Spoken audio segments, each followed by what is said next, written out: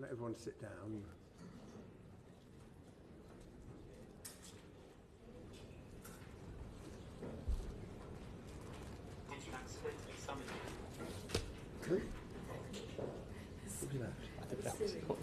Me? Because I'm silent. I need a new phone. It's really badly behaved. Right, order. Mr. Rycroft, a very warm welcome on our first day back. It's good to have you before the Select Committee again, and we have, as ever, a lot of questions that members of the committee would like to ask. Can I begin by looking at no-deal planning? Sure. And the role that DexEU has got for this. Is one of the risks that you're concerned about is that there could be queues of lorries on the M20 because of delays at Dover and Calais? So the role of DexEU in no-deal planning is to coordinate activity across government. We've been working on that for over 2 years now. There are 300 work streams across government which we monitor on a constant basis. Included in that are clearly issues around the border, about planning for the border in both a deal and a no-deal scenario. So all of that is encompassed in the work across government. I should point out, of course, that the DexEU role in all of this is to coordinate across government, to monitor the progress against all of those work streams, and to give ministers collectively the assurance that that work is going across government effectively.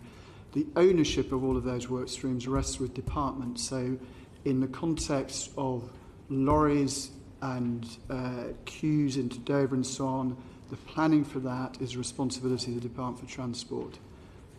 Right, but can you just confirm to the committee that what is one of the risks of no deal that this whole set of work is planning for? What I can confirm to the committee, absolutely, there are plans to deal for all possible scenarios, deal and no deal, including issues around the border and the flow of traffic across the border. Right. Now, it was reported in one national newspaper that the government is making provisions for portable loos to be stuck on the M20 in the event of there being long lorry queues. Can you confirm whether that is something the government is doing? That's an interesting question, Chair. In terms it is. of I was looking for an answer. Yes, I'm sure you are. In terms of the detail that you're taking into there, as I say, the ownership of all of these plans rests with relevant departments. What I'm confident is that there are plans in place across those 300 work streams, across every aspect relevant to no deal and no deal in terms of domestic preparedness, including planning for the scenarios that you're outlining. If you wish to go deep into the detail of all of that, I would ultimately have to refer to the Department for Transport, who own that set of issues in terms of the planning. If you're saying to us you haven't seen a piece of paper in your role as Permanent Secretary on which that contingency arrangement is listed, and I presume that's what you're telling us. No. So we have plans in my department. Right. We have seen all of those plans. We hold all of those plans. We ask the departments to keep those updated. So my team has access to all of those plans. There are 300 plans. Yep.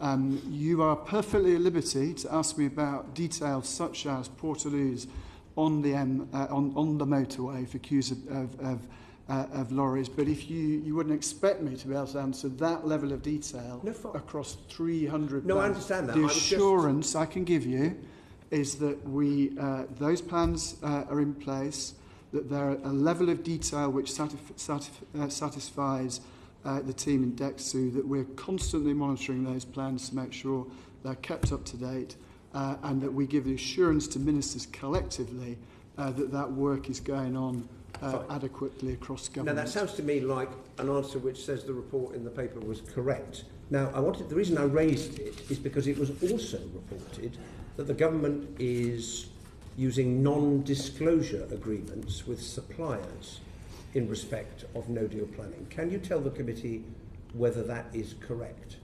So there are discussions going on with various actors in the private sector. about the actions that they may have to take in a no-deal context. There's clearly our confidentiality requirements around some of those discussions because there are commercial issues at consideration, but there are also negotiation sensitivities. So quite a lot of the work that we do is kept within government or close to government because of those sensitivities. This is a debate that I've had with the Public Accounts Committee on 2 occasions about how much of the government's planning is in the public domain and how much is kept behind closed doors. And clearly, across that range of work streams, a lot of the work we do is negotiation sensitive, and hence the confidentiality. I do understand that. I was just looking for a simple confirmation that the government is using non-disclosure agreements with suppliers, yes or no? The government has non-disclosure agreements with some of the private sector actors we're talking to in this space. So that's helpful. Now, turning to the first tranche of no-deal advice notes, technical notes, however one describes them, one of the issues identified was the risk that UK citizens living in other EU countries might have problems about getting their pensions paid because of financial services and the rules relating to that. Can you say anything about what the government is doing, A, to alert UK citizens, or are you leaving that to the companies, and B, to try and mitigate that potential risk?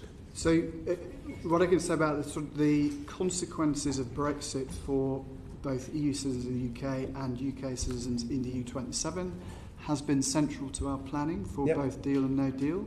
As the committee is well aware, we have, in the deal context, a good outcome for UK citizens abroad, which is why it's important, one of the very good reasons why it's important to get a deal this autumn. But we also have planning going on across government to ensure that the interests of EU citizens living in the EU27 are looked after in the unlikely event of a no-deal scenario. That includes issues such as pensions and healthcare and so on. That is absolutely at the forefront of ministers' minds. It will be a decision for ministers about what information to put into the public domain to offer those reassurances and when to do that. But ministers have already chosen to put into the public domain the fact that there might be a problem. The question I was asking is, because not all of those pensioners necessarily have read the technical notices or the papers when they came out, what is being done to alert them to the fact that this could potentially be a problem, and what is being done working with the companies who are currently paying the pensions to find a way of overcoming this potential risk, which could be very serious for people? Of course, and this is very high on our list of concerns about a no-deal scenario. The notices that went into the public domain the week before last, of course, are not the end of this story. There is further information to be put into the public domain across the range of our no-deal planning work, and it will be for ministers to decide when to do that in relation to UK citizens in the EU and what information and how that information is transmitted to them. But clearly, for that to be effective, we have to find routes to ensure that information reaches the right people. And while I'm not at liberty to say much more about that now, because that's for ministers to set out, clearly we are thinking hard about, if you like, the effective routes to ensure that those who need to know about what they might have to do, citizens and businesses across the range of these issues, do have that right information. Fine. So to sum up on that, ministers have, working with ministers, you've identified that as a risk, but ministers have not yet decided what to do about communicating it, apart from publishing the technical notice. If I may correct you, we have identified the concern clearly and the risk, but ministers will make the decision about when to put into the public domain the action that the UK government will take, and to set out how the right information will be got to those people. But just so that I'm clear, when ministers will decide when to put it into the public domain about the action, does that mean taking the action or taking it before and then letting people know afterwards? It depends slightly on your definition of action, of course, doesn't it? So information, as the first round of technical notices was, a lot of that was about information for businesses and citizens and others about what might pertain in the unlikely event of a no deal. It wasn't requiring people to do anything at that stage. So there is a distinction between information and action, and the technical notices have been put in the public domain. Hitherto have mainly been about information, telling people, setting out very clearly, I hope, what the action the UK government would take, what its policy would be across those that range of issues in the event of a no deal. Fine. Okay, but we're talking about 7 months away, so it's not very long. Can I just ask you when the next set of no deal planning advice notices is going to be published? Because it was indicated, as I understand it, it'd probably be in 3 tranches, and we've had the first lot. When's the second lot? You have the advantage of a oral statement from the Secretary of State, Mr. Raab, this afternoon.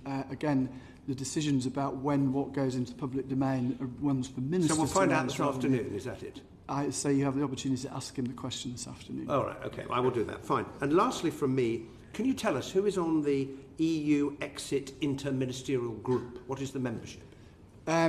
So that is a group that's chaired by the Secretary of State. I'm now stretching my mind to know whether the membership of groups is in the public domain or not, but the ministers around that table are gathered together to give us an overview of the planning work that we're doing, the preparedness work we're doing across government. If you would excuse me, if I will write to you if the membership of that committee is something that is appropriate to be in the public domain. I can't for the life of remember. I'm struggling to think why the membership wouldn't be appropriate to be in the public. But you have me there. But as I say, the purpose of the committee is to act as a checkpoint. It's met over 20 times now on the work going across government on deal and no deal planning. It has the ability to call in issues where there are concerns about the state of progress and cross-examine other secretaries of state, other ministers and officials to make sure that work is advanced appropriately. It has been reported, I think, because the Institute for Government had a FOI request, which is why we know about its existence, because the government obviously wasn't very keen to release it. Is the Treasury represented on the committee? Yes. It is. Is the Cabinet Office represented on the committee? Yeah.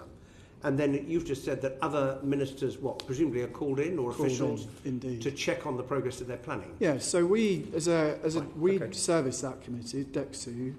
If we have concerns about any of the work going on across government, either individual issues or systemically, that is our first ministerial port of call to ensure that those issues are examined and action is taken to resolve them. Okay, very helpful. Thank you. John Whittingdale. Good morning, Mr. Rycroft. When DexEU was established, it was explained that it would have the overarching responsibility for preparing for Britain's exit from the EU, whilst the planning at each individual level would be done in departments, and that DexEU would also represent the UK in the negotiations. And you sort of set that out again today. In which case, why then was the overall responsibility taken away from DexEU suddenly and put into the Cabinet Office?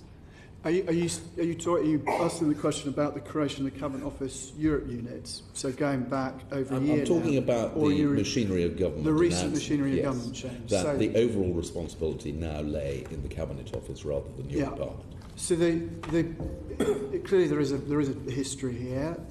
I came into the department in March last year as the second Permanent Secretary to support the then Permanent Secretary Ollie Robbins. I became Permanent Secretary when the Cabinet Office Europe unit was created in October last year, with the prime responsibility for Ollie Robbins to act as the Prime Minister's Sherpa and to be the official lead on the negotiations. That's the situation that's pertained for over a year now. Clearly there was a machinery of government change which is subject to your interest today, recently, which, as the Secretary of State described it, made some modest changes to responsibilities appropriate for the stage we're at in the negotiations. And if you give me a minute on just to explain precisely what those changes are, as it's worth, I think, understanding that. So the formal change was that advice to the Secretary of State, who continues to lead politically in the negotiations in terms of being the Prime Minister's interlocutor with Mr Barnier, We'll get his advice on the negotiations from one source from Cabinet Office Europe unit. We've transferred a modest number of staff to the Cabinet Office Europe unit to support them through this stage of the negotiations as we drive to the wire to get this deal over the line. And I've loaned them a few other staff in addition to that, again, fit for the circumstances. The other side of the coin is confirmation of the very wide range of responsibilities that DexEU continues to have, but critically also identifying that DexEU is responsible for the preparations for what comes after a deal is achieved in this round of the negotiations. The preparations for the negotiations to implement the detail that will be set out in the future framework. So all of this makes sense certainly from our perspective, seen in the light of the stage we're at in the negotiations. A focus to support Mr Raab and the Prime Minister in the negotiations from Cabinet Office Europe unit, a focus in DexEU, continuing all our other work on domestic preparedness, on legislation, on engagement, third country deals, on working with the devolved administrations to make sure that the government is ready for whatever comes after the deal being signed off. If I could just add one final thing, this is not about excluding DexEU from the conduct and the process of the negotiations. We have a deep well of expertise in my time, in my department, built up over the last couple of years, people who understand the policy background, understand the negotiating modalities of this, and members of my department, staff from my department, are out in Brussels every week supporting the Cabinet Office Europe unit in the conduct of those negotiations. We've always been very closely aligned. You would expect that, and we continue to be closely aligned. But a change occurred. Yes. The machinery of government notice says this is a change of overall responsibility.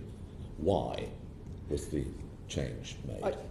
The answer to that question is that this is, as I said, is about the stage of the negotiation we're at. It was a clarification of the lines of, if you like, of who provided advice to ministers, particularly on the negotiations, and that was deemed appropriate by the Prime Minister to have that clarity at this stage of the negotiations as we go into the final furlong, if you like, on the withdrawal agreement negotiations.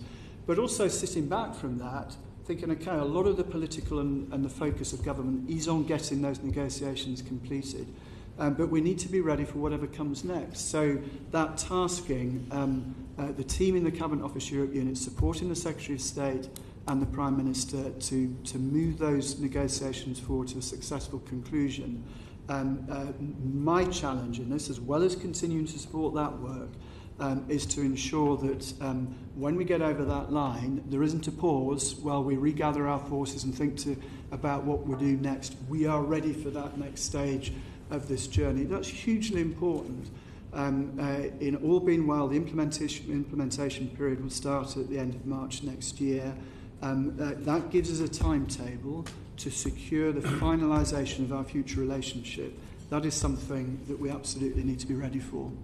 But the change took place not when a conclusion had been reached and a new part of the process was initiated. It took place right in the middle.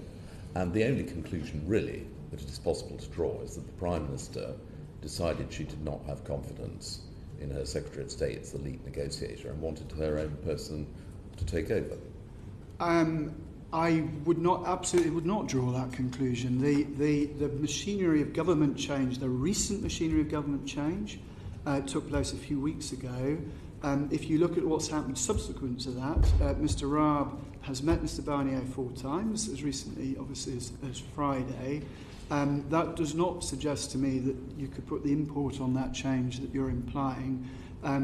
Clearly, the Prime Minister is ultimately in charge of these negotiations. But Mr Raab is our interlocutor with Mr Barnier, works clearly very closely with Ollie Robbins, gets the support from the Cabinet Office Europe unit in order to transact that negotiation and to support it through to a successful conclusion. But arguably, what you have just described was the situation before the machinery of government change was announced, that the Secretary of State was conducting negotiations and had responsibility, and obviously the Prime Minister ultimately has responsibility, but this was very specifically an announcement that lead responsibility no longer rested with your department and was now the responsibility of the Cabinet Office under Ollie Robbins? Sure, as I describe it, it's not as dramatic a change as some people I think have made out. The clarification is that there is one source of advice to ministers on the negotiations of withdrawal agreements that are taking place now. That advice comes from the Cabinet Office Europe Unit. They will draw as appropriate on folk in my department where they require that expertise, as indeed they will from other departments. That, frankly, is not a huge change in the work that we're doing, and nor is it a change in the position of the Secretary of State, who continues to perform, as you rightly point out, the role that Mr Davis performed before Mr Raab. I mean, you say it's not a huge change, but I mean, from what you're suggesting, actually it barely merited a public notice. You might suggest that. I think in terms of the number of staff involved, machinery of government changes, usually there's hundreds of folk moving this way or that and lots of money going with it. Just to put this in perspective, if I may, the number of staff involved was, in terms of the machinery of government transfer itself, was 18. And I have loaned to the Cabinet Office Europe Unit a further 16 people. I continue to pay for those folk. The 18 have gone under machinery of government rules. The money goes with them. That's the way the rules work. But I can assure the committee, for what is a relatively modest exercise, we have kept the bureaucracy and the distraction around all of this to the absolute minimum so that we can all get on with the job that we have to do. Okay. Peter Bone. Thank you, Chairman. You talked about the no-deal scenario. I mean, basically, it means not reaching an agreement with the European Union, but coming out on a World Trade Organization agreement as far as trade goes. How likely do you think that is? Thank you, Mr. Bone, for that question. And I'm sort of flattered that you would ask an official for his views on the likelihood of no deal. That is the sort of question, if I may, that is more appropriate to put to ministers. I'm here to talk about machinery of government change. I'm an official. What I would say, the government line, as you know, we hope and expect to get a good deal this autumn. That is what government is bending its will towards, but no responsible government would not plan for any possible scenario, which is why I am tasked by ministers to plan for a no-deal scenario, and that's precisely what we're doing. Okay. Mr. Chairman, is the witness able to tell us then when he thinks a decision has to be made about a no-deal agreement? Because clearly we can't get to the 28th of March and as they say, oops, we're not going to have an agreement. Following day, there's... What's the sort of time frame on that, do you think? So that is a very fair question. Thank you. And clearly the work that we've been doing over 2 years has been preparing, giving advice to ministers, preparing for that scenario. The ministers determined that now was the right time to put the technical notices into the public domain. There are more to follow in relatively early course, which will complete that suite where ministers think it is appropriate that businesses, the public and others understand what actions the UK government would take in a no-deal scenario. Clearly, beneath the surface of that, there is a whole range of other planning work that we're doing.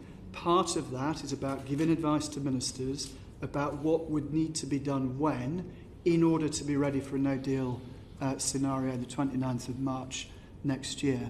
Again, there is a lot of detail there, which in this case in particular is rather negotiation sensitive. So the government, I think, would be, ministers would be a bit leery about putting all of that into public domain. But the assurance that I can offer the committee is right the way across government.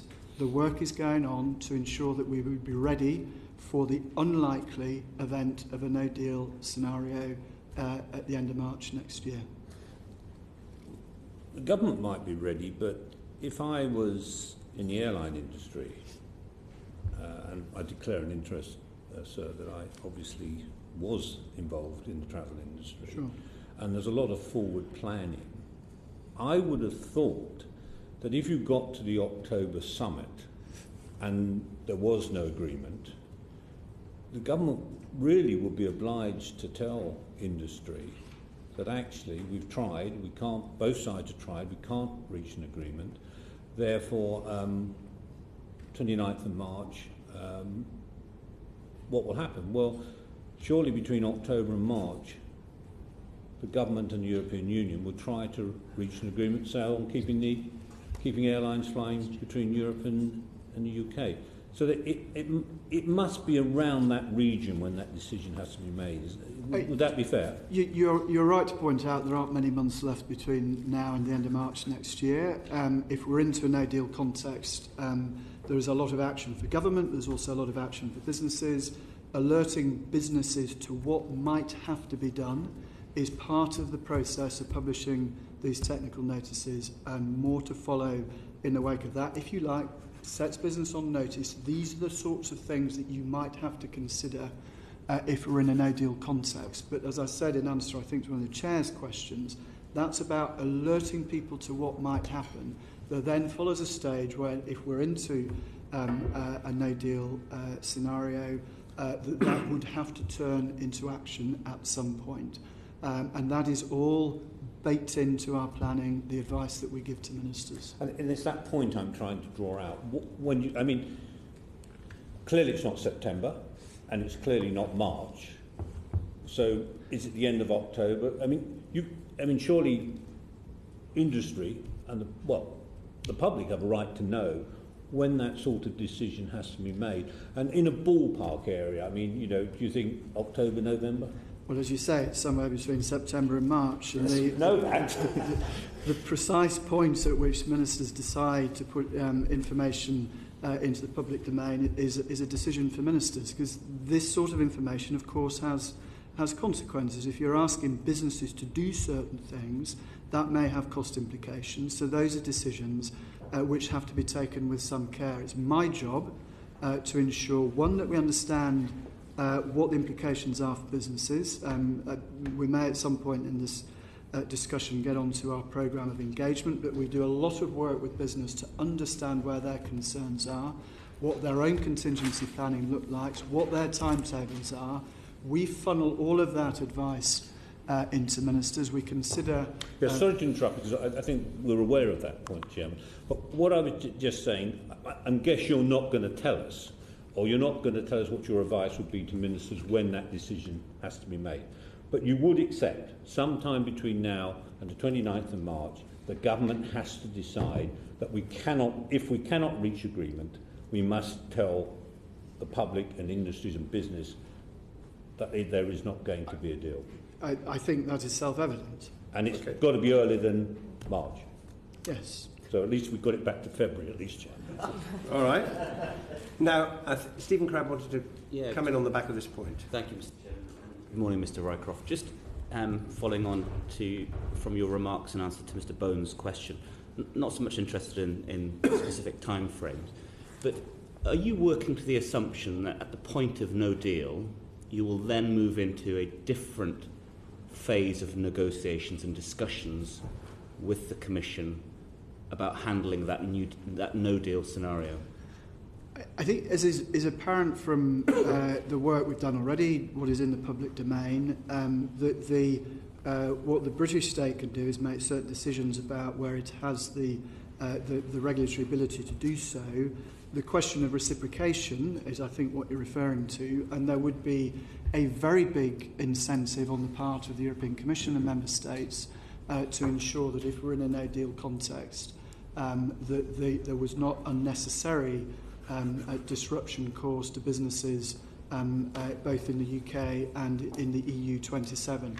How that would be transacted, how those discussions would be taken forward is difficult to predict, but clearly we understand well, and again it's part of our advice to ministers, where action by the EU 27 and member states is important to ensure the challenges of no deal are dealt with effectively. The Secretary of State told us that he would find it difficult to imagine the EU27 not wishing to cooperate with us pragmatically to handle the fallout of no deal. So is that the operating assumption for you and your team? Is that the discussion it is. I mean, we continue? can't rely on that assumption, as we are planning for every scenario, but it is part of our scenarios of planning. But if you're a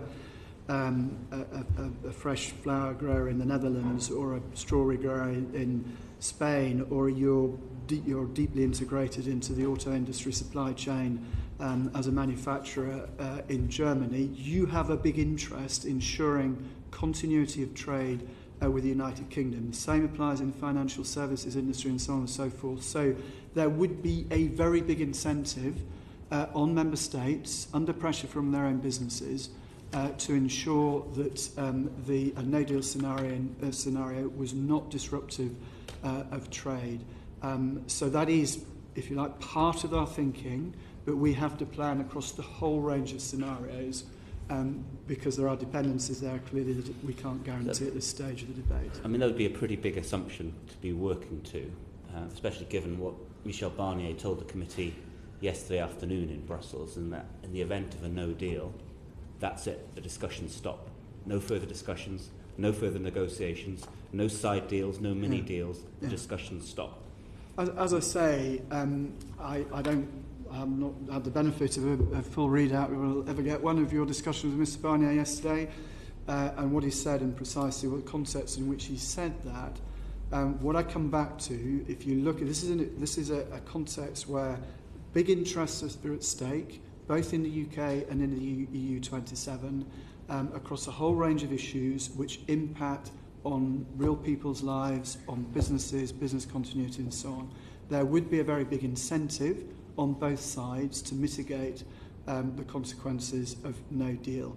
And as I say, part of my job is to ensure that ministers understand that range of scenarios, and they need confidence that we're planning across that range of scenarios, but that is part of the work that we're doing day in, day out in order to inform ministers about the choices they have to make. Okay, thank you very much. Stephen Kinnock. Thank you very much, Mr Rycroft, and apologies for coming late to the committee from my side. There's a very important summit coming up in Salzburg on the 20th of September, and I was just wondering what the thoughts of the department are about that summit. What would you expect to achieve from that, and to what extent do you expect Brexit to be on the agenda in a substantive way, or do you think it's sort of just going to be shoehorned in for the last 20 minutes, which is what we've seen in previous summits? Again, thank you for your question. I'm going to sound like a stuck record, aren't I? But that is the sort of question that would be more appropriate to put to Mr Raab. You spoke to Mr Raab and Mr Robbins before the recess, but the planning for Salzburg and the position that the UK takes at Salzburg, the lobbying we do in advance of that, is led ultimately by the Prime Minister, and it would not be right for me to speculate on what plans she has in order to get the most out of that gathering. Okay, thank you. Just in terms of the view of your department on no deal and how that plays into the meaningful vote that was been promised in Parliament in the autumn. It'll be such a fast-moving scenario if we imagine that there could potentially be a stalemate in Parliament. To what extent is your department prepared for different scenarios? So, if Parliament instructs the government to take a particular course of action, what that course of action might be, and how you would respond accordingly. Do you have a range of scenarios that you're looking at, or is it just one or two different options that you think you'll be working on? So, in terms of the work across government, just to reinforce the point, that the DexEU's responsibility for preparedness in terms of what happens in a deal or a no-deal scenario, that is cross-government, not just about DexEU being ready for that. Our job to coordinate and monitor all of that. In terms of the processes for the meaningful vote, what is put to Parliament, clearly we're not at that stage yet. The work's still going on the negotiations. Ministers have made clear that the vote will be on the deal that is on the table. And again, I'm sorry, but it is really not for me to speculate what might happen beyond that point. Clearly, it is the government's intention to put a deal to Parliament which will secure the assent of Parliament, and then we can move on. The job I have then is to support ministers in the introduction and passage of the withdrawal agreement bill, which will put into UK law the necessary elements arising from our international commitments under the withdrawal agreement, particularly on citizens' rights. So we published a white paper on that, as you know, just before the recess, and a lot of work gone on to ensure that we're ready for the introduction of that bill in due course. May I just one more? Yep. Chair, thank you. I mean, looking at the different sectors, chemicals, food and drink, clothing, manufacturers, cars and retail, it would appear, would be the sectors most severely impacted by a no-deal scenario, by which I assume we mean moving on to WTO terms, and the substantial non-tariff barriers in particular that would be created as a result. Do you have a sector-by-sector analysis, and what specific actions are you taking according to each of those key sectors? So this comes at various levels, of course, because there are impacts that would there are issues which concern businesses across lots of different sectors. But then, as you hone it down, the impacts are differential depending on the sector. So there are macroeconomic issues, there are sort of systemic issues for flow of trade, and then there are sectoral issues. We, as DexEU, working across the piece, ensuring that there are competent plans in place to deal, if you like, with every level of those potential impacts. As ministers have made clear, no deal would not be without challenges, but it is my job to support ministers ensuring that we can make a success of those circumstances as well. And that does mean having a good understanding of the impact right the way across the economy. And that's done, obviously, a lot of work within departments where they lead on those particular sectors of the economy, and it is also part of the work we do, the engagement work we do, if almost as a cross-check, if you like, to ensure that we're picking up all of the relevant concerns, so that we have a good feel for where businesses see the issues that might arise in the unlikely event of a no-deal scenario. Okay, thank you. Thank you very much. Richard Gray. We come in question 19, Chairman, but I'm happy to come in now. Mr. Rycroft, one of the key obstacles to agreement between the two sides on the withdrawal agreement itself is clearly Northern Ireland and the backstop arrangements. Can you just remind us what is being prepared in terms of technical notices, first of all, on the Northern Ireland situation?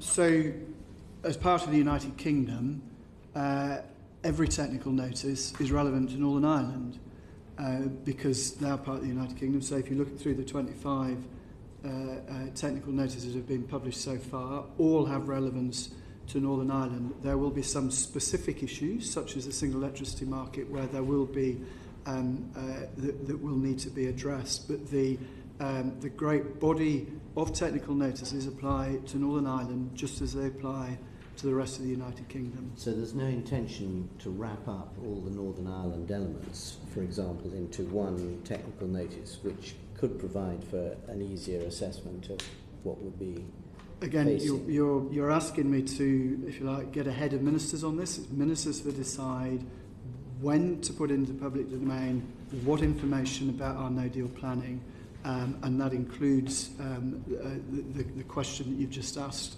around Northern Ireland.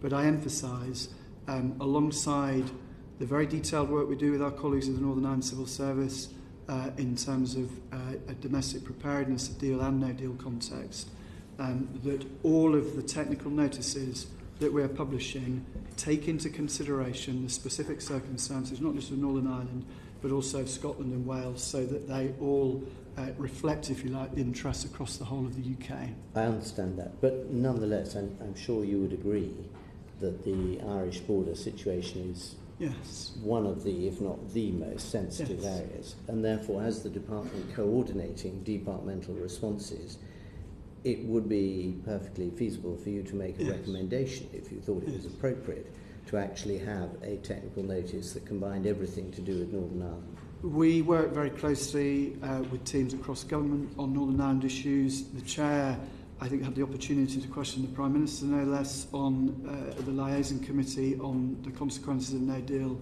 in Northern Ireland, and I can do no better than, in terms of how that might be dealt with, to refer to the Prime Minister's answer to the Chair. Right. And in terms of how the government would continue to meet the obligations of the Good Friday Agreement in the event of no deal, what sort of notice or information would you expect the government to put out on that? So the government has made very clear in any context its commitment to no hard border on the island of Ireland, but also to respect the terms of the Good Friday Agreement. And that is, again, part of the work that we do within the civil service. Obviously, touches on the interests of a number of departments to bring that advice together so that ministers understand what decisions might have to be taken in the circumstances that you describe. Again, the assurance I can give to the committee is that work is taking place. Again, this is very sensitive, it's negotiation sensitive, it's sensitive for all sorts of reasons. But clearly, ministers have tasked us to look across the range of all of these scenarios and how they might impact on Northern Ireland as for the rest of the United Kingdom. And I understand the sensitivities involved. Would it be fair to assume that whilst there are many people, including some on this committee, who believe that our commitment not to have a return to the borders of the past simply means we would do nothing at all, in practice our commitments to a whole range of different organisations, including the WTO, would mean that there would have to be arrangements in place for such a scenario? I should point out, it would be remiss of me not to do so, of course, that the Chequers proposition put forward by the Prime Minister to get a deal is designed not least to ensure that the issues around the Northern, there are no issues around the flow of goods and trade across that border. But I repeat what I've said. Clearly, it is part of our work to ensure that ministers understand what their responsibilities are in an international context and how that would be worked through in the event of no deal and issues arising around the border on the island of Ireland. And again, I refer you to the answer that the Prime Minister gave to the Chair on that at the Liaison Committee. I doff my hat to the And we Prime would Minister. all, of course, obviously want a solution, a negotiated deal that allowed for no need for any potential backstop ever to be implemented. But the reality of Michel Barnier's clear comments, both in Frankfurt over the weekend and to us yesterday, was that his position was the division between trade in goods and trade in services, which is a crucial part to the ease of business between the two sides of the Irish border, was simply not acceptable. In that scenario, do you imagine the relevant departments having to step up their work for any possibility of no deal being reached? So I'm not going to be drawn to comment on what are live negotiations to try and get us over the line in a way that deals satisfactorily with all the dimensions of the Northern Irish border. What I can say is that the civil service department that I lead and wider across other government departments stands ready to the pace of the work as required to meet any emergent scenario. That's the job I've got to do. Ministers get good quality advice at the right time. They know what the issues are and they know what their options are to deal with those issues. It's for ministers clearly to decide how to respond to that advice and what information to put in the public domain and when to do that. Those are decisions for ministers. Fair enough. Okay. Now, Pat McFadden, I think you wanted to come in on the back of Richard's question. Just on the same subject, Mr. Rycroft, I'm not quite clear. The Northern Ireland situation is obviously unique because it's a land border with what will be the rest of the European Union. Are you telling us there's been a decision made not to produce a technical notice specifically on Northern Ireland, or is that a decision yet to be made? So, I repeat what I said, that every technical notice is looked at from the context of Northern Ireland, as from the context of Scotland and Wales as well, to ensure that the interests across the UK are reflected in all those technical notices. Decisions on what further technical notices to publish and what they cover is one for ministers, and I'm not going to preempt what ministers might wish to put into the public domain or when they might do that. It would be extraordinary in a selection of dozens of notices covering everything from Horizon 2020 to trade remedies and rural development and all the rest of it listed, that we didn't have one on the issue which is probably the most difficult issue in the whole negotiations right now. Why would government choose not to publish a technical paper on the heart of the border issue?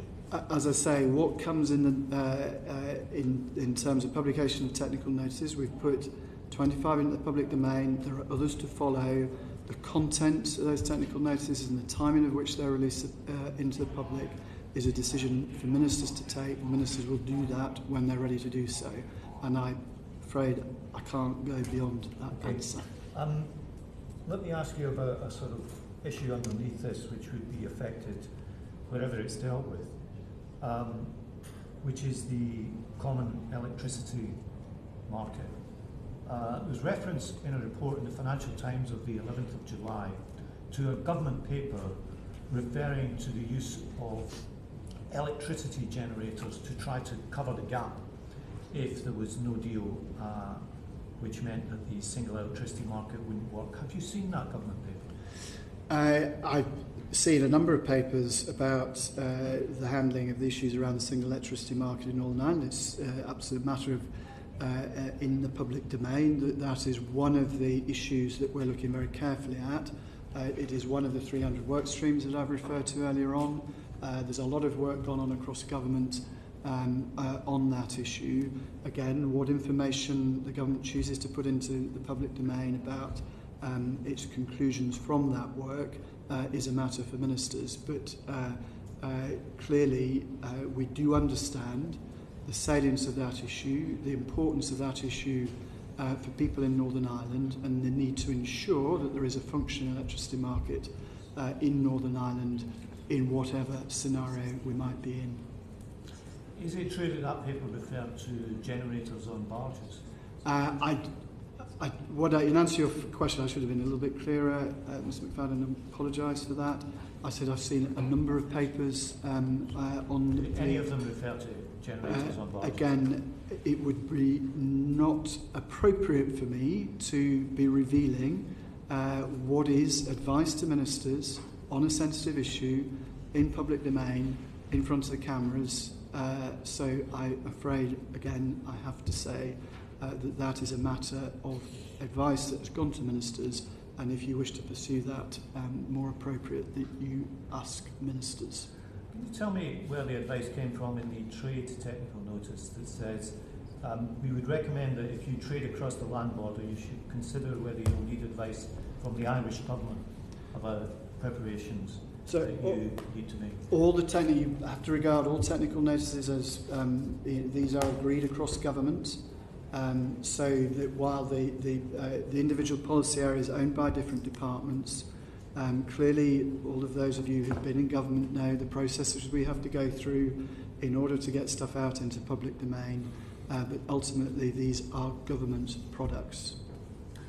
Do you understand why businesses in Northern Ireland might find it a little bit unusual to be given a picture where there may not be, as you've confirmed this morning, there may not be a technical notice which specifically covers Northern Ireland, but the government has published one that says you should consider whether you'll need advice from the Irish government about the preparations you need. Wouldn't it be better if ministers of businesses in Northern Ireland could rely on sound advice from the UK government? There is an assumption there that this is the last word to businesses in Northern Ireland or anywhere else. As I said earlier on, there's technical notices, putting advice to businesses and others about what might pertain in the unlikely event of a no deal, saying that the Irish government would have an interest in what happens on the island of Ireland in those circumstances, in some respects is doing no more than stating the obvious. If we're moving into the scenario, which we don't anticipate doing, it is an unlikely scenario, to keep emphasising that. Clearly, there is a lot more advice that would have to go to businesses, not just in Northern Ireland, but across the UK as well. And that, and the assurance I can give to the committee, is very much part of the thinking that we're doing in DexEU, but across government, to ensure that the UK could make a success of a no-deal outcome. Can I just ask a final broader question, which is, as you've heard, the committee went to Brussels yesterday, met Mr Barnier. You can't comment on, I understand on the results of a meeting you went at. I wouldn't ask you to. But we've had a lot of to and fro with your department in the last year or so over various government economic impact assessments about different things. I just want to know if a similar economic impact assessment was done across government on the Chequers proposal. The commitment ministers have made, so answering your question, is to, when we get to the point of presenting a deal to Parliament, there will be appropriate analysis made available to members of Parliament to inform the decision they make on that deal. And clearly there was some that workings of some of that analysis got into the public domain earlier this year. The work on analysis continues. When we get to that moment, ministers have made that commitment, and that's what we'll do. My job, again, is to ensure that ministers have available to them quality analysis in order to make available to members of Parliament the analysis which will help you to make the decision about that deal. So we're not going to find similar work that was done for Chequers because work is not going to be done in that form until we know the final outcome. Sorry, I didn't catch that question. We're not going to find somehow, on BuzzFeed or whoever gets it this time, a set of papers around the Chequers proposals. I did sort of lose a couple of weeks of my life when BuzzFeed got that information last time. I sincerely hope that this reaches you through the proper channels. What is this, though? Does it exist or not? That's what I'm asking. So the work goes on in government. This is very clear. Of course, work goes on in government across analysis, and that has to continue to adapt and change. And ultimately, we'll have to respond to the deal that is done. I can't complete that analysis until the deal is complete. But what I can do is to ensure that we're ready to do that. That's, we will be under pressure to complete that in a pretty short time space between the completion of the deal and when the meaningful vote happens in Parliament. But my job to ensure that ministers have that available to them and that the work is of appropriate quality. Can I just come into this, because it's not entirely satisfactory, because the question that was put, and let me put it again very directly, is in the run-up to the production of the Chequers proposals, which obviously would have implications for business, customs, costs and so on and so forth, are you aware that officials in government, because we're asking questions about what officials in government have been doing, we understand, and there's no need to repeat it, that ministers in the end will decide what's stuck in the public domain, but have officials done any work looking at the economic impact of the Chequers proposals? And that's a very direct question. The answer is yes. Yes. So the work has been done, but it's not being published. Is ongoing. I got that, but work was done specifically on that, but it's not been published. Work is ongoing. Are you indicating that it might be published when we get to the end of the process? The commitment that ministers make is very clear. No, I've got that. I've got that. You don't need to repeat it. I understand what that is. And secondly, on Northern Ireland technical notices, understand for ministers, but if ministers said to you tomorrow, we want to publish a technical notice on Northern Ireland, has the work been done to enable them to be given a draft by officials?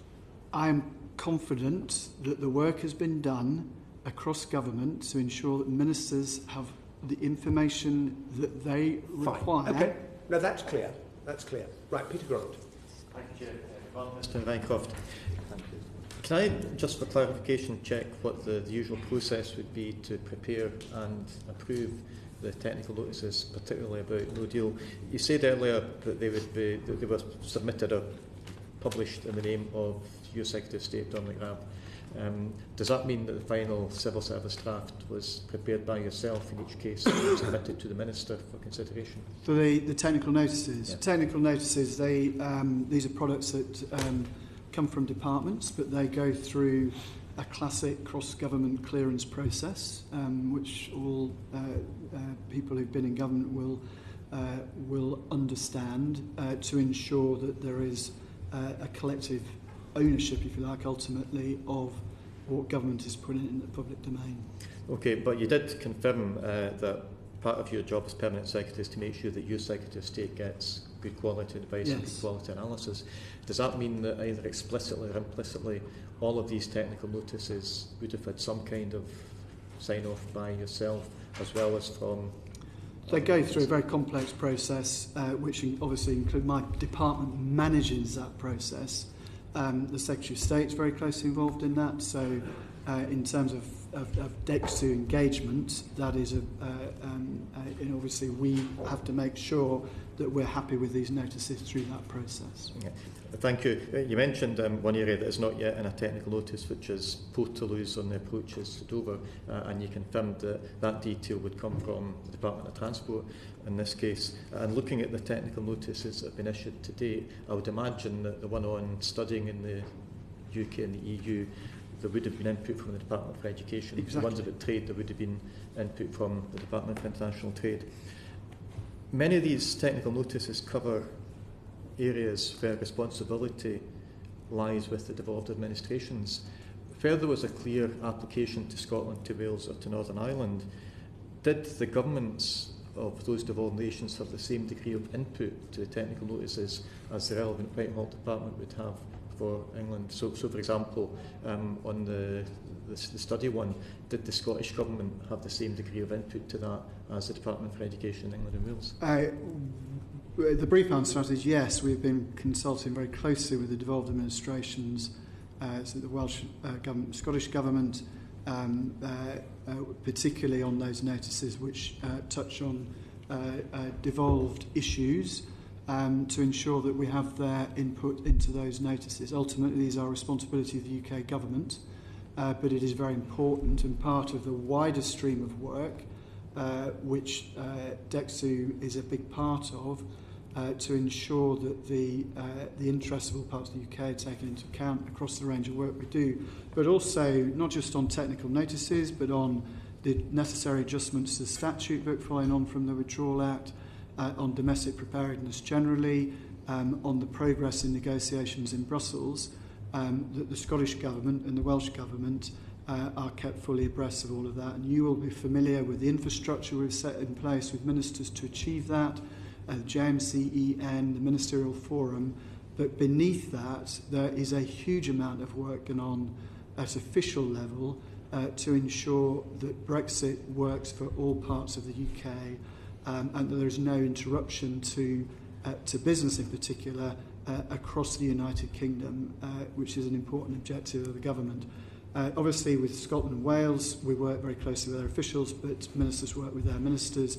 In the context of Northern Ireland, we work extremely closely with our colleagues in the Northern Ireland Civil Service to ensure that we understand and reflect the concerns that they have across this very, very wide range of issues that we're dealing with, which includes Erasmus and programmes such as that.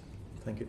Were external stakeholders specifically invited to contribute to the technical notices? So, for example, for Erasmus, were the universities invited to comment specifically on the technical notice, or did you just base it on what they told you about it before? So you were quite right to say earlier on that the DFE would have been the originator of the draft of that. You'd have to ask them precisely about what discussions they'd had with the universities in putting together that proposition. What I can say with absolute confidence is that every department thinking through their technical notices will have had very close engagement with the stakeholder community relevant to that technical notice before they put pen to paper, and indeed that those discussions continue beyond the publication of the technical notices.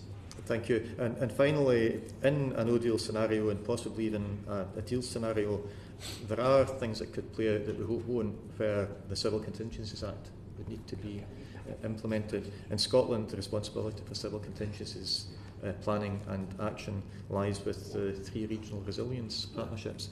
Has your department had discussions with those 3 regional partnerships as to their state of preparedness should the worst happen after Brexit? So our main interlocutors are the Scottish Government, appropriately, and our discussions with the Scottish Government cover the range of scenarios that we're looking at. Right, so they wouldn't cover the potential need to be ready to use the Civil Contingencies Act? We understand well where competence lies in terms of devolved and reserved responsibilities.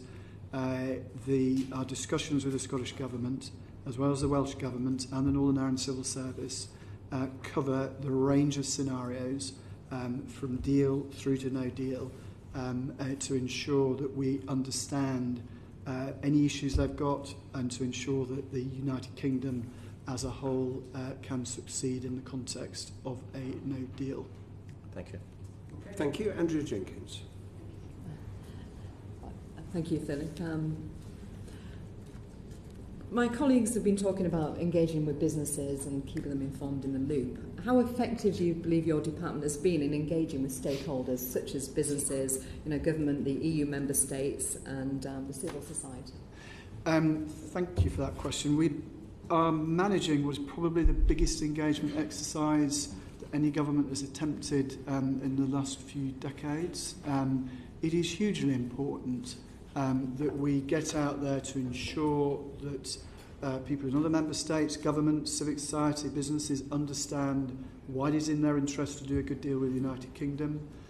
It is equally important that we have the feedback loops for businesses in the UK and in the EU 27 to understand where their concerns are, where their interests lie. So we manage that overall programme of engagement.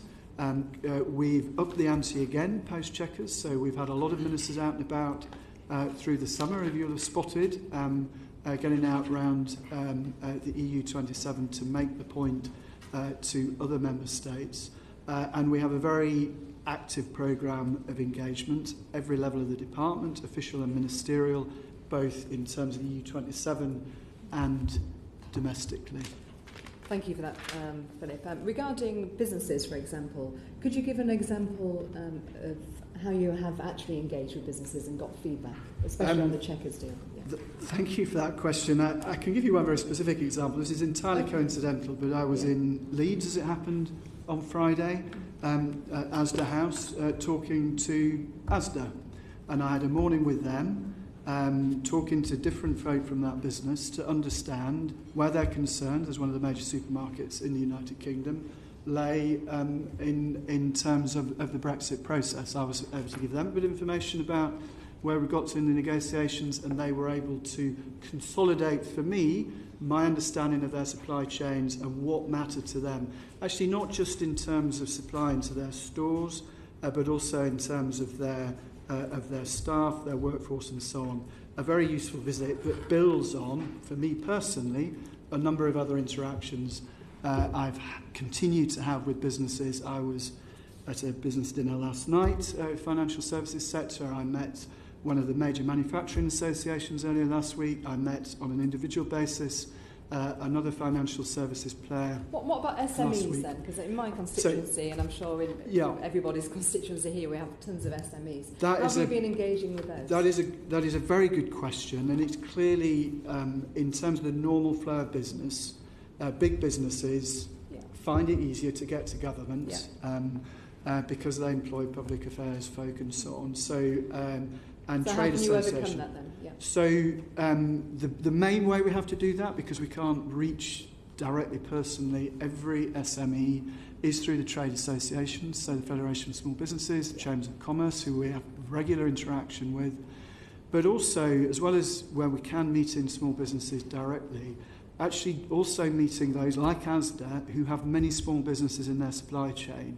So there's different ways, if you like, at getting to understanding where the interests of SMEs lie in this context. And we try and bring all of that together to triangulate that, to understand, therefore, what informs policy decisions, but what also informs the information that is put into the public domain to help businesses to plan for exit in whatever form it might come. Thank you. Final two questions, sure, that's okay, sure. Chair. Do you believe your department's fully geared up and ready to leave on the 29th of March? Yes. Okay. I might, if I could expand on that answer just a little bit. The departments I have the privilege of leading has grown very rapidly over the piece, consequent on the needs of the business. So it started off at under 50. We're now past the 670 mark. We will pass the 700 mark over the next 3 or 4 months.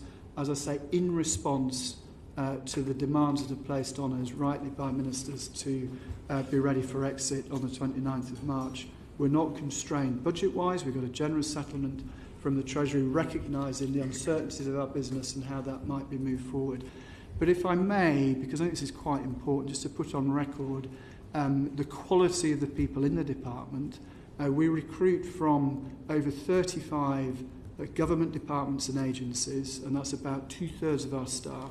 About a third of our staff come into the civil service from outside the civil service. So an incredibly diverse range of experience and talent, and a hugely talented bunch of people doing an incredible amount of hard work to deliver what is a very, very challenging programme. So if I could use the benefit of this committee just to put on record, and just so you understand, there's a lot of very brilliant people who are working very hard to deliver a successful Brexit. I'm sure the whole committee here would also like to commend them. We know they've got one of the toughest jobs, and it's a very historic time in British history. Final question: are you aware, as head of this department, of any discussions between yourself, colleagues, or ministers about extending the transition period? That is not government policy, so it's not something that I'm But are you aware of any invited to comment. discussions going on? I'm not aware of any discussions. So you've not heard any yourself? Okay, thank you. Can I just echo what Andrea said, expressing the committee's appreciation to you and to your colleagues for the important work that you're doing. It is much appreciated. It's a tough job. Seema Malhotra. Thank you, Chair, and it is indeed a tough job. We all appreciate that, and thank you for coming to give evidence to us today. Mr. Rycroft, you were talking earlier about the preparedness of government and the work streams, the 300 plus work streams that you oversee. I understand the implementation task will vary across departments. Some have many more work streams than others, and they'll be involved, I understand, in the formulation of draft legislation as well, the consultations that need to take place, the risks, etc. There were, I think, 314 work streams originally identified, and then I think that went up to 324 in your letter, 325 to the Public Accounts Committee. Is that still the number, or have they increased further? There's a question actually. The Public Accounts Committee, I had a private session with them in early July, June, that they asked me about. The number does change. It changes to reflect the evolution of departmental planning. We're not obsessed by the number as a total. The job that we've got is to ensure that encompassed within those 300 plus work streams are all the relevant issues that pertain to exit, deal or no deal. That's the job we've got to do. I understand that, but you have the master database, don't yes, you? Yes, exactly. So there will be a number in there at the moment. Exactly, and we not only do we hold that information, we hold that at a level of detail. We need to know, we need to have the assurance that departments are not just saying, here's the title of our work stream, but they have a competent plan to deliver that work stream, that they're hitting the milestones in the work that they're doing, and we have a monthly reporting mechanism to ensure that ministers are kept abreast of that. You do have a number of them. Yes. But you don't know what the number is. The number is around the 300 mark. The precise number today I don't have in front of me. But it's more than 324 as you... No, it is around the 300 mark. So the 324.25 that you gave to the Public Accounts Committee in your letter in April, it's reduced since then? It has changed. As I say, there's no great surprise in this. The departments will sometimes split their issues and sometimes merge them. Has it them. reduced or increased? It's reduced. It's reduced. Okay. And in terms of what's been identified, there were about 1,000 plus pieces of secondary legislation that were estimated that must be in place before we leave. Is that still the case? There is a very large quantity of secondary legislation that needs to be taken through. Again, the numbers shift, but it is rather less than 1,000 we estimate now. But there is a very big body of work to do to make sure that the statute book is competent at the point of exit. And that means... So that's a body of work for Parliament? Agreed. With, obviously, supplied by the SIs, have to come out of the department. So we have a very active programme working with the Cabinet Office in terms of those who look after the legislative programme to ensure that those statutory instruments are delivered to Parliament in good time to allow members of Parliament to deliver the appropriate scrutiny. So between October and February, we have approximately how many pieces of the latest count. Sorry, we've started this process already. There are a number of these have been laid, but there are probably in the region of about 800 to come through the system. Still to go through the system by about February. Yes. Do you think that's possible to achieve? Our planning demonstrates that it's possible to achieve, but there's a lot of work to do to manage that. Okay, thank you. In terms of some of the challenges that have been made about the way that your department is working, the Institute for Government had said some of the greatest challenges to your work stem from splits within the Cabinet on major policy decisions. Is that something you've experienced? It's not something I could comment on. Clearly I work to ministers. I get very clear instructions about what I'm expected to do, and I transact to the best of my ability with the support of my department. So, but would you? Is that holding up any of the work streams at the moment? Would you say? I'm not. There is no hold up to the work that I have to do. I have not experienced any hold up in the work I have to do. Since I joined the department in March last year. There's a lot of work to do, but that work continues at pace across the range of the responsibilities that I have. And there's been a culture of secrecy that's been commented on. Would you say that there is a culture of secrecy across Whitehall? I recall the IFG report that you're referring to. I wouldn't call it a culture of secrecy. I would say there is a necessary secrecy around some of the work we do because of the sensitivities of that work.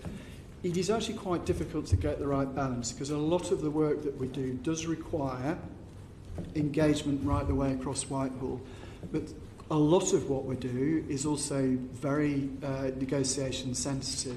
So finding that right balance is quite tricky. We keep that under constant review, and to ensure that departments do have access to the right information.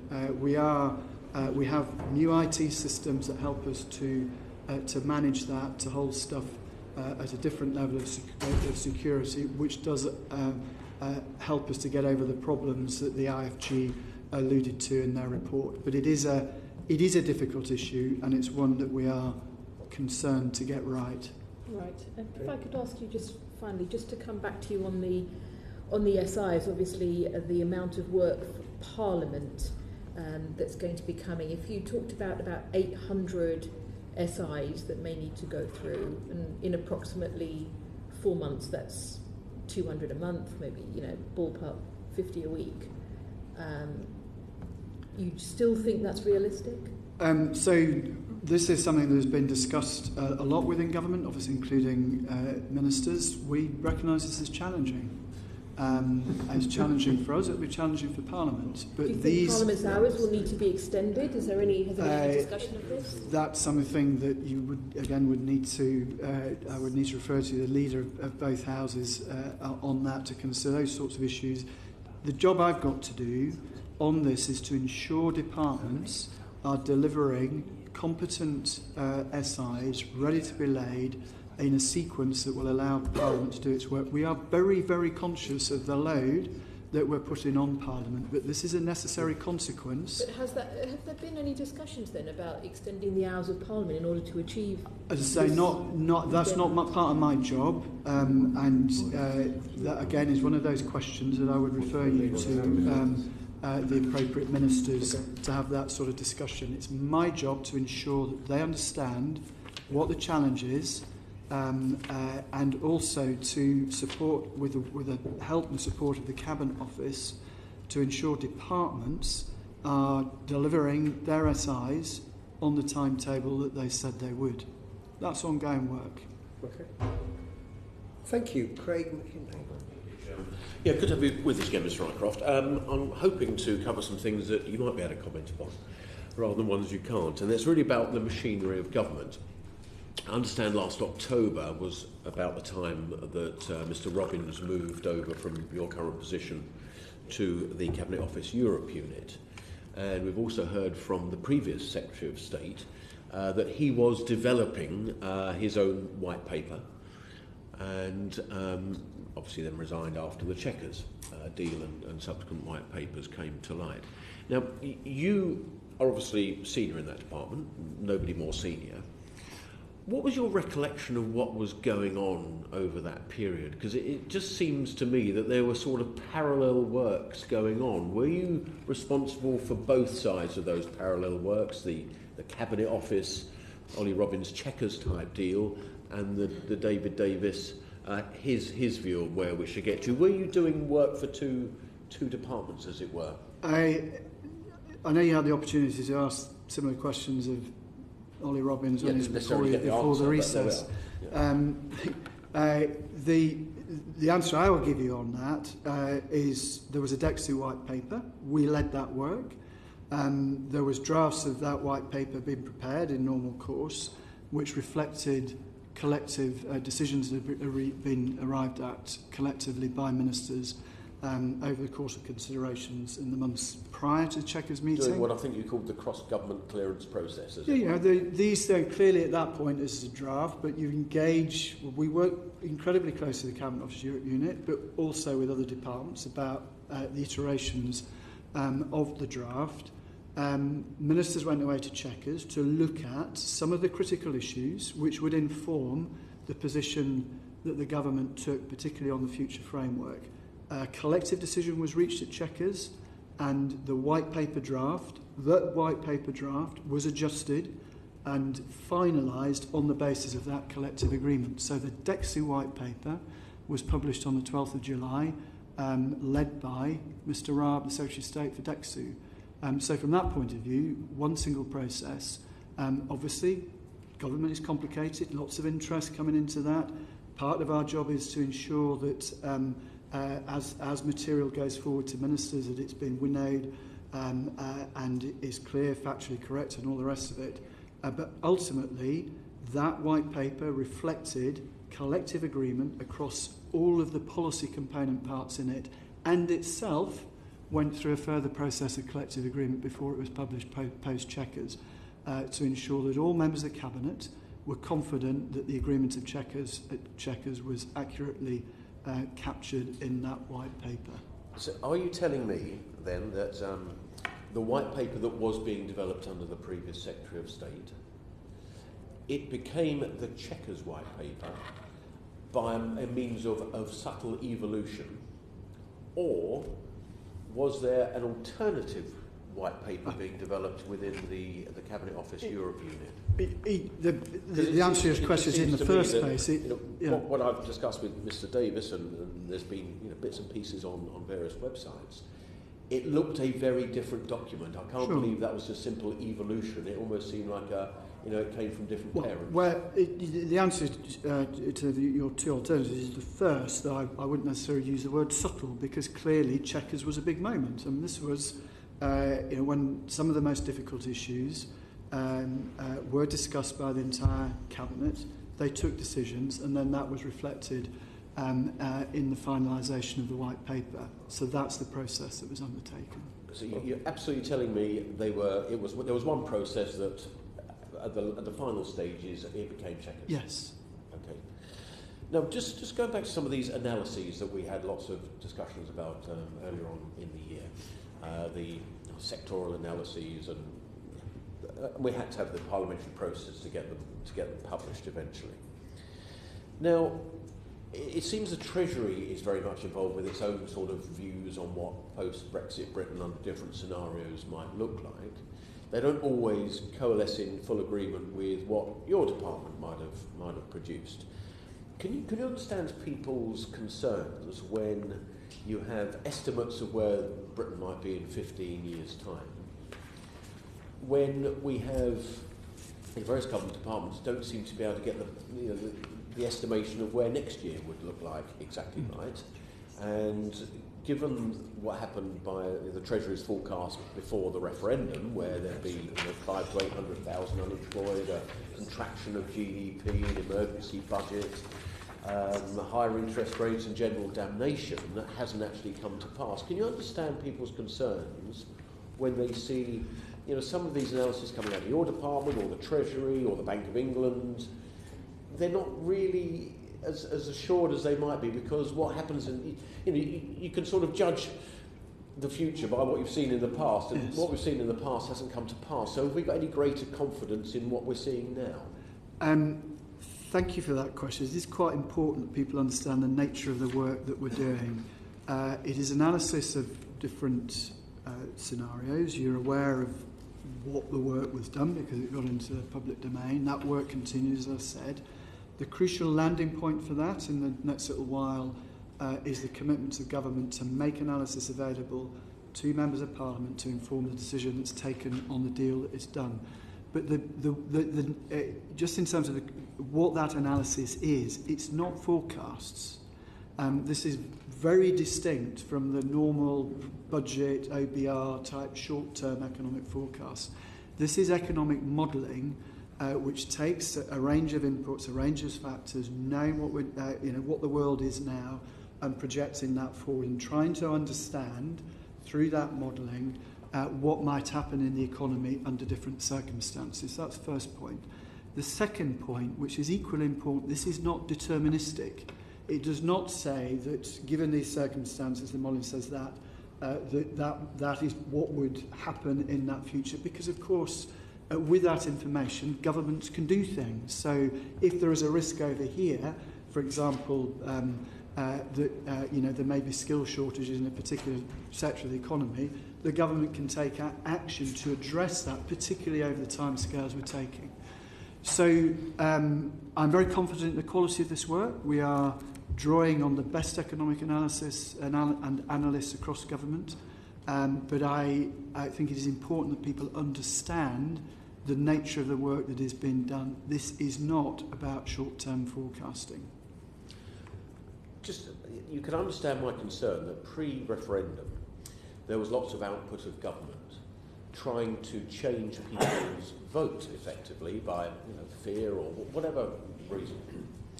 And most of it was on fear that there'd be a dreadful outcome and Britain would fall apart. It hasn't come to pass. So now you're saying that, say, Chequers is actually put forward and codified into something to be put to Parliament. Somewhere, no doubt your department will be putting together what that might mean economically for Britain, and I'm sure the Treasury do the same, and the Bank of England as well.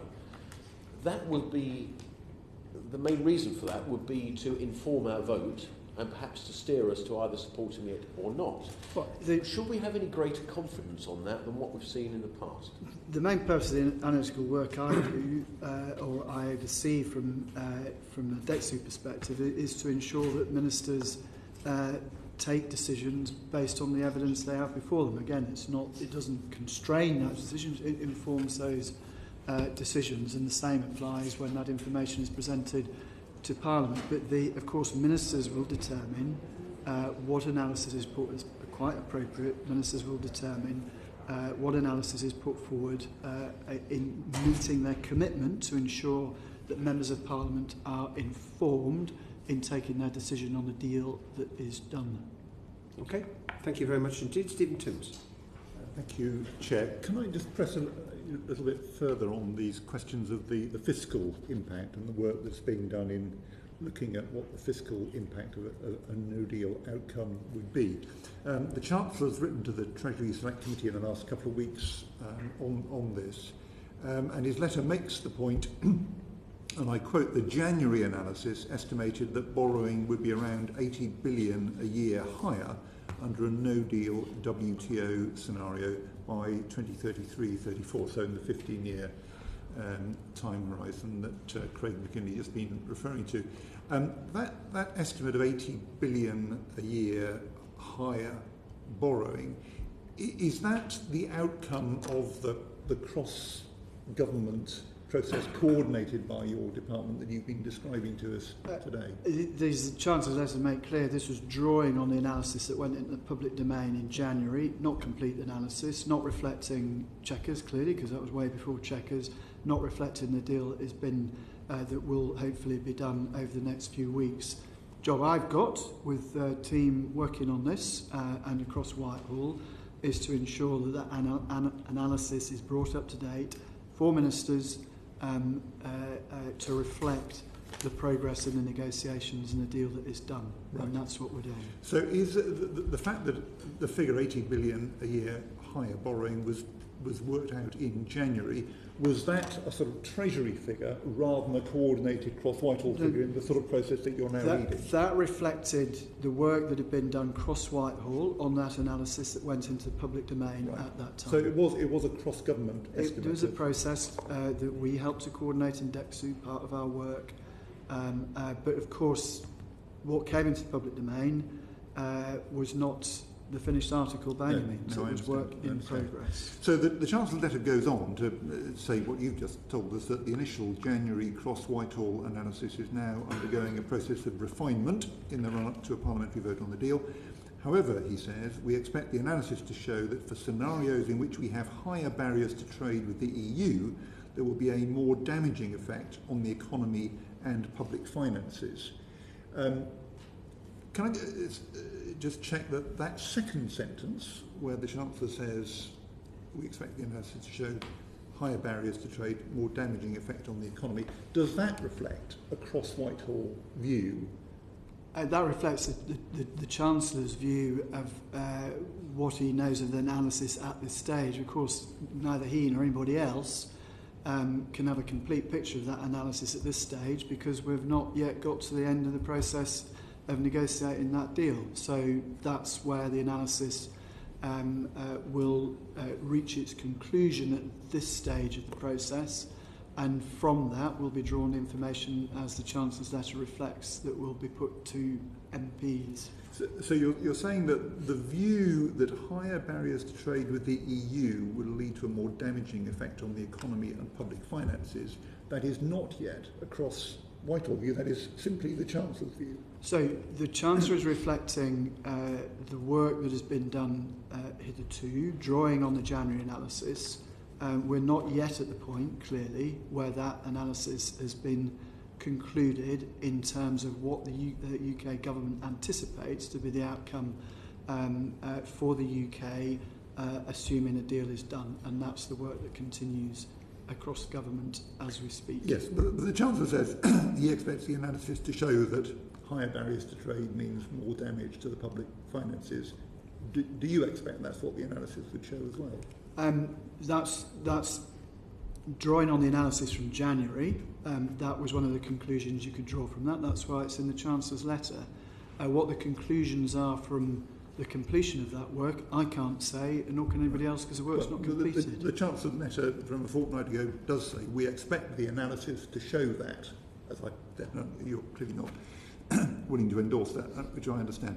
Just can you just tell us a little bit more about how your department is working with the Treasury and no doubt other government departments as well, specifically on this work on the fiscal impact of no deal? Ministers obviously need a collective view from across the civil service on the analysis and what it tells us about the deal that's on the table. So we have to draw that together, and that's part of the work that we do. So involving the Treasury, but other government departments as well, such as DIT, and so that the Cabinet Secretary ultimately can take an informed view of that analysis and present it as a civil service product to ministers. So when in the end a revised version of the £80 billion figure is produced, is that your department's responsibility to produce that number, or this Treasury? Will be a cross-government product. But who will actually work out the figure? I suppose, it's like a lot else that goes on in government. Part of the job of the civil service, working across different departments, is to give ministers as clear a view as we can of what the analysis is saying, and that's what we'll endeavour to do. Therefore, if there is a number or numbers in this analysis, those numbers will be derived from cross-government work, ultimately the Cabinet Secretary taking a view on that and presenting a product to ministers. Okay. What, just on this specific point? Yes. Very quickly, and then Joe. Yes, thank you. Mr. Rycroft, isn't the responses that you've just given indicative of some of the challenges that were also there in the Institute for Government report, talking about where some of the criticisms were talking about the coordination of work across 20 departments, no clear end state, poor information flow, competing ministerial preferences? Isn't this another illustration where you're unable to give a straight answer about even who would be responsible? No, I think that's a bit unfair. I didn't necessarily agree with all the conclusions of the IFG report. We have a extensive programme of engagement across a whole range of issues. But somebody has to take responsibility, and I take responsibility for the coordination of Brexit-related work across the many domains of Brexit. The analysis is one of them. Also domestic preparedness, deal, no deal, dealing with international agreements, engagements, relations with the devolved administrations. There is a very big programme of cross-Whitehall work. We sit down with departments constantly to ensure that this is well coordinated. That's the job that I've got to do, and hopefully transact that job to best of our abilities. Thank you very much. Good morning, Mr. Rycroft. One of the major impacts will be on foreign relations and trade relations. We will be a third country to 27 other countries with whom we are not currently a third country. And that has considerable impact on the conduct of foreign affairs and trade matters. Could I just ask what is being done or has already been done to strengthen bilateral representation, firstly in the 27 other, actually we've got to include the 4 EEA countries as well, so the 31 other countries with whom we will be a third rather than a second or a first country as from March next year? So that is absolutely identified as one of the issues that we've got. Foreign Office lead, clearly, it's their responsibility to ensure that the missions in EU27 are up to scratch now, and because this work has increased already. This is not about waiting for exit, the 29th of March, or indeed the end of an implementation period. This is now. It's their job to ensure that the staff and the capability is there. The details of that, again, I would refer you to the Foreign Office, how they manage that. I have a particular concern with UCREP. You were there yesterday. You met some of the very talented folk in UCREP who are doing themselves a very tough job in these circumstances. But UCREP has to transform itself from a permanent representation of a member state to being a third country mission. And that is a conversation and a planning exercise with Sir Tim Barrow and with the Foreign Office that we're very deeply engaged in. All of that nests within in a wider context of preparedness of the civil service, both in its diplomatic, trade side, but also domestic side, to be ready for the very big challenges that come with Brexit, to be able to take up the opportunities, to undertake and transact the business that comes back to the UK in terms of regulation and so on. This is a very big challenge. And it is part of my job, but in this case working with John Manzoni's team in the Cabinet Office to think about that from a resourcing perspective and from a capability perspective, to work with Sir Simon MacDonald in the Foreign Office, Sir Tim Barrow in UCREP, to understand the implications of that for the diplomatic network and specifically for UCREP.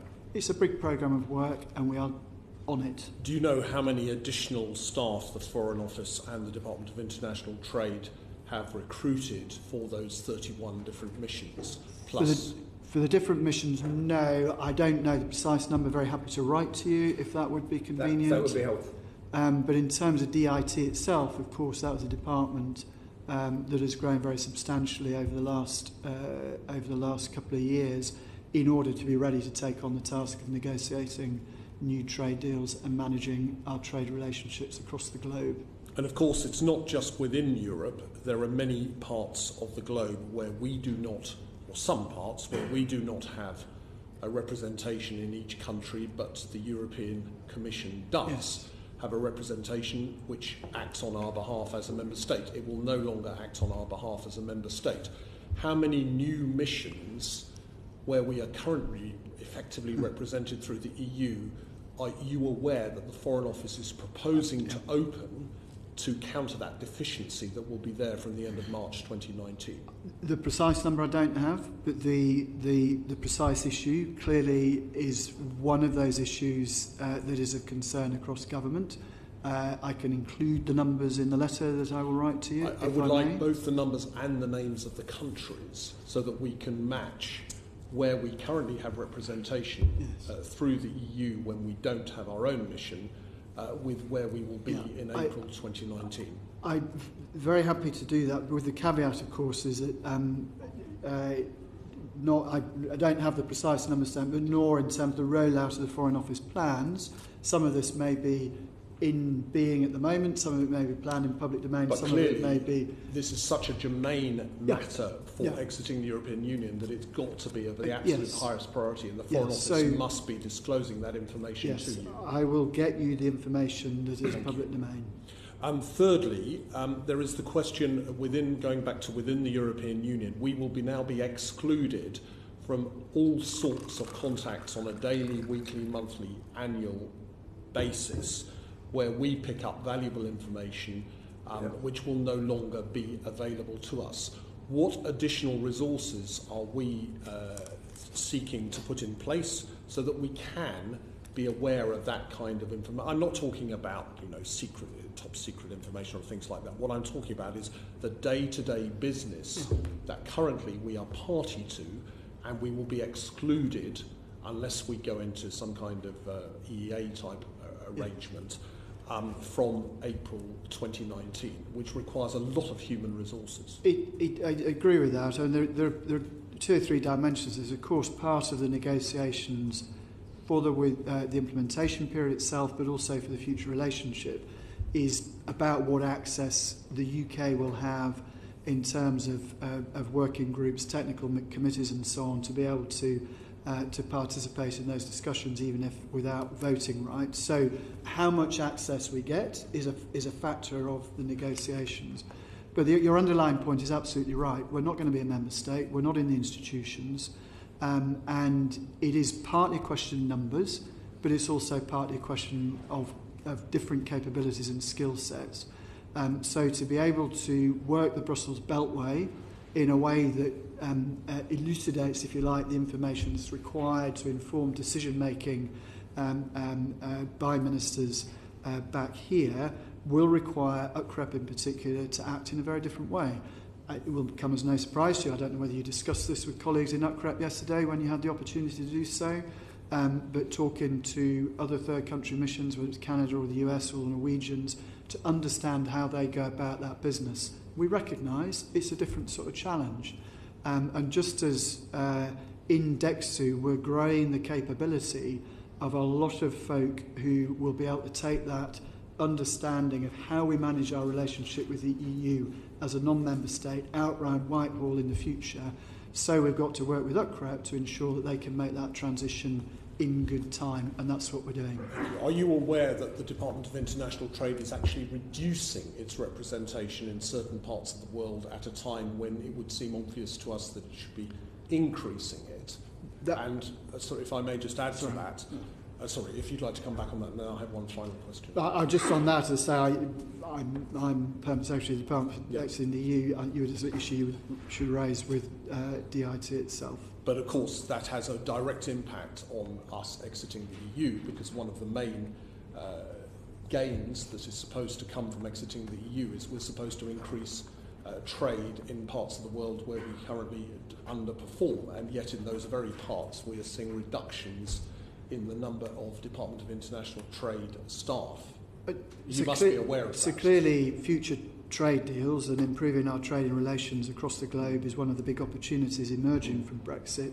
How that is transacted beyond the EU is a matter for DIT, and in terms of the way they deploy their resources, how they do that, whether they have sufficient resources to do that, is a question, if I may say so, that you should take up with them. And finally, I hope you may have an answer to this question. What is the estimate of the additional cost of all the overseas representation which we are now going to need, quite rightly, to put in place, whether it's on diplomacy, on information gathering, on trade, compared with what it is at the moment?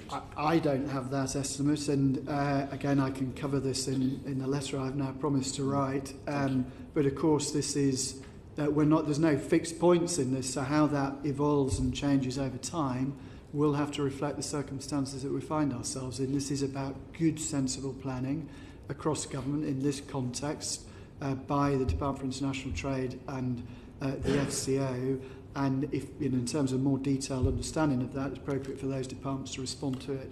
But if I were to put a figure of in the hundreds of millions as opposed to the tens of millions of pounds a year that we're going to need to spend additionally to ensure that we have that representation globally and within the EU that's required with the new circumstances, you wouldn't demur from that? What I can say is, from the point of view of my own department, we have 670 odd folk now, outturned this year in the region of £65 million. That gives you some idea of the quantum in financial terms. Across Whitehall, plans already committed to recruit staff to support exit work. We're approaching around the 7,000 mark, and there will be 9 or 10,000 on current plans to come into the Whitehall context. That is all supported by the money that the Treasury has made available, the $3 billion over 2 years, so the money is there to support that activity. And I'm confident for my department I have the resources I need to do that. But just to come back to the point and to emphasise the point, this is not just about quantum, this is also about capability and the quality. And this is a very big challenge for the civil service, and one no doubt this committee will have an interest in over time, how the civil service is adapting and responding to circumstances, being ready for life once we leave the EU March 29 next year, and again once we leave the implementation period at the end of December 2020. But to give you assurance, it is part of the thinking that we have, and come back to what was the purpose of the discussion, thinking about the machinery of government change. The very clear, if you like, instruction on me that was captured in the written ministerial statement from the Prime Minister to be thinking about preparations for what happens beyond achieving a deal later this year. It is hugely important that government has the capability to think ahead, and that's part of the job that we have. Okay. Now, John Whittington wanted to come back on one point. Just one very quick question. We've spent a lot of time discussing the sector-by-sector analyses that DexEU's conducted on the impact of no deal on British business.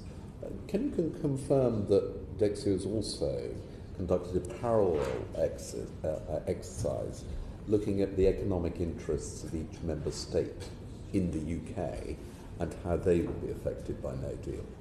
The brief answer to your question is yes, of course. We understand the nature of the business links from the EU 27 in the UK, and the trading links and the dependencies across different sectors. That is part of the work that we do. So there is an analysis, country by country, of what the effect on them would be if it were? Yes.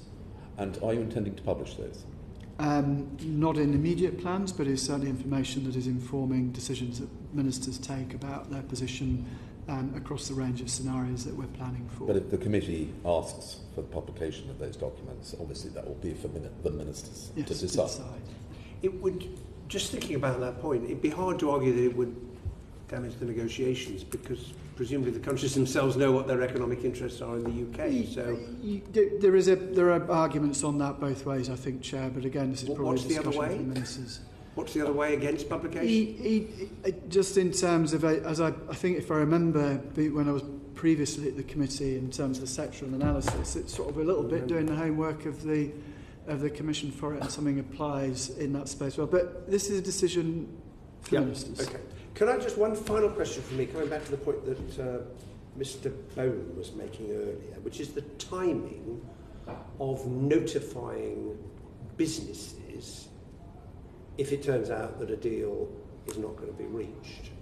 And the question I wanted to ask was this, because clearly this has enormous financial, reputational implications for businesses.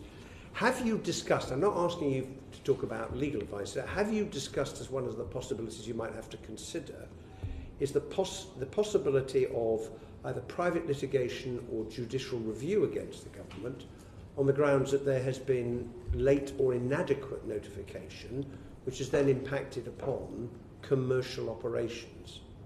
As I said in answer to earlier questions, the work that we do covers a very wide range. Yeah, no, I've got that. No need to repeat it. The question was, is that one issue that you have considered?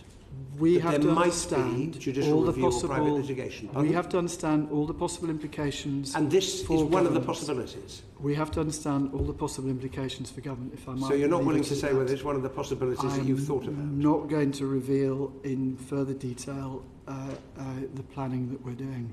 Okay. All right. Well, thank you very much for coming today and for giving evidence. We really do appreciate it. Order, order. Thank you.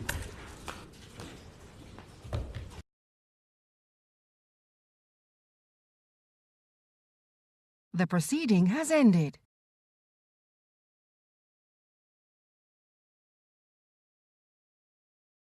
The proceeding has ended.